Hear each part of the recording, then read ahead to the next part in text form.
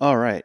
So in this video, we are going to just give a very high-level overview of Ableton, kind of where things are located at, what they do.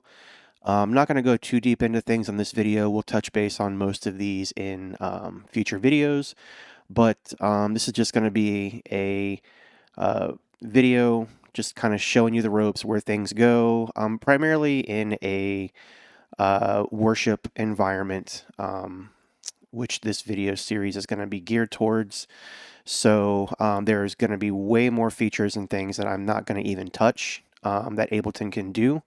We're just going to stick within the realm of using Ableton for a live worship setting and some of the features where you can find them and things like that. So with that being said, we're going to go ahead and kind of dive right in here. So open up Ableton. If you don't open up Ableton using like a multi-track or something like that, this is kind of the screen you're going to see. It is what they call the default template. And so with that, you don't have anything. It's basically a bunch of blank tracks set up for you to record, do whatever it is you're going to do. So we're going to start up in the upper left-hand corner here. You've got a tempo. The default tempo is 120. So when you're creating a single song, you just basically come in here and you say, all right, well, my song is going to be, I don't know, 100, let's call it 100 BPM. So as you're loading in your tracks or whatever it is you're going to be doing, the tempo matches the tempo of the tracks. The same thing with the time signature. So you just click on, the 4 or the 4. So we could say that it's going to be a 6/8 song. So now we have a tempo of 100 in 6/8. Another little built-in feature that Ableton has is it has a little built-in metronome here. It doesn't route out to any of your interfaces or anything like that. So this would be mainly if you just wanted to kind of, just hear a metronome from like a desktop level, something like that. But you click the button and then you start it, and there you go. You have a built-in metronome. So moving over to the right some more, you have the timestamp of where you're at in the song. We went 2.2 measures with that metronome. You have a play button, a stop button, a record button. Continuing to move on. The only thing that this is for cut in, cut out. This is more so for recording, but there is a loop button right here. We'll talk about that in a later video, but just know the loop button is right here. Keep moving to the right. We have an automation, draw your automation. Basically, here's a little pencil. So if you click that, wherever you're drawing automation, primarily in arrangement view, you'll see the pencil and things like that. Key mapping. So if you wanted to map things to your keyboard, which we will do in a weekend set when we're building one in a later video, as you can see, everything turns orange. So you can say, I want to map this scene to button number 1. And so now we save it and I hit button number 1. There's nothing on there, so it's not going to do anything. But as you can see, it's highlighted. So it's triggering what would be a scene right here. MIDI mapping, very similar to key mapping. You have to have a MIDI controller connected to your computer, and you can map MIDI notes and things like that. This is a CPU meter right here. Kind of tells you how much CPU is being utilized. The more tracks you have, the more things you have going on, the more it's going to hit the CPU. So if you start seeing it jump up 15, 20%, and nothing's going on your computer, you might be okay. But if you see it jumping 30, 40% and you start noticing that tracks are skipping and things like that, you might want to take a look around and see where you can knock out some of the CPU utilization. And then we have a disk overload button right here. If you're using an internal disk, that's like a SSD or NVMe, you generally won't see this go off. But if you're using like an external USB to play tracks off of and things like that, and it's not fast enough to keep up with what you're doing, you'll see that kind of flash. Back over to the left-hand side, this is the browser window here. Within the browser window, you have, starting from the top, you have your different audio effects, instruments, MIDI effects, plugins, if you had any plugins loaded, things like that. Most of this you're not going to really use for a worship type setting. This is more so for creating audio content, things along that line. Um, and then as you get down here into places, you see packs. So if you had like different packs, so, like if you wanted to build your own sounds, build your own tracks and loops and things like that, you could come in here and use MIDI and load some different libraries that Ableton has available to you to build those. In this particular set, or in this particular this particular set, we have our worship tracks are loaded right here. So you click on here, and you see a combination of .als files and what looks like directories. So I guess it is important to note that if we were to take this particular what I have loaded right here and we save it, so we'll just save it, just call it test. So we just save it as test. And then we open up my file browser here. So it creates a directory called test project. Project is basically just a encapsulation directory that houses your set file, your samples, any recordings, any imports, and things like that, and it contains it within a single directory.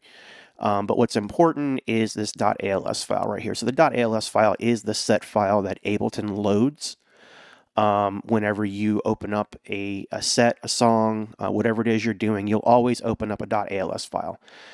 So in my particular browser right here, these are individual projects, as they're noted, but inside of each individual project, you can see we have a .als file, song stems, samples, and MP3. So if I wanted to load this, I would click on this ALS file. So just know that, when you see project, it's nothing more than a directory that houses all the information for that particular project, to include samples, your set file, and things like that. Ableton offers two different views. So this particular view right here is called Session View. There's not a whole lot we're going to do with that in a worship setting, but there are a couple cool things that we will touch on when we talk about Session View. If you hit Tab, you can change between your views. This is called Arrangement View right here. This is, if you've ever run a weekend set before, you're going to be familiar with this guy right here. Most of your tracks and things like that are going to be run out of this view right here. But just know there are two different views. They serve two different purposes. But this is called Arrangement View, and this is called Session View. So when you're adding tracks, when you're creating content, audio, things like that, Ableton offers you three different types of tracks that you can, three different types of track types that you can use, and they got them all laid out right here. So we have MIDI tracks, audio tracks, and then these are called return tracks, or auxiliary tracks for those of you that have run live sound before. It's basically the same thing. So if you wanted to load, this particular one says reverb, this one says delay, you would add a reverb plugin on here, a delay plugin on here, and then you would say, all right, I'm going to send that much of the track to the reverb, and then it's going to go out to the master. The other thing I've seen these used for is when you have a lot of tracks that a song has. I've seen them where they will, like if you have, I don't know, like 10 electric guitar tracks or whatever. I've seen it where they will send all of the tracks to a auxiliary / return track.